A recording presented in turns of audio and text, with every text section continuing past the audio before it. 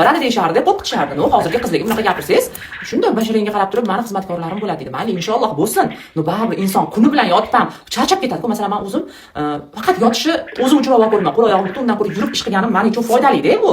Taqdam etaman, qancha ishlarimni qo'ymayman, agar qo'ysam вообще tashlab yuborarkan-da, yeni kelinlar deyman-da. No, просто noto'g'ri narsa deb o'ylayman-da, qizlar. Bilmadim men.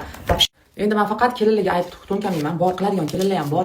No, juda ham ko'p qilmaydigan bo'lib ketyapti-da qizlar. Men o'zim ko'rganlarim, eshitganlarim hammasi shu dangasalikdan, ish yoqmaslikdan hayoti buzilib ketayotganlari bo'lyapti-da. Просто hayot buzib yuborish oson, bu hayotni keyin qayta qurib bo'lmaydi-da. Shunisini o'ylash kerak-da inson.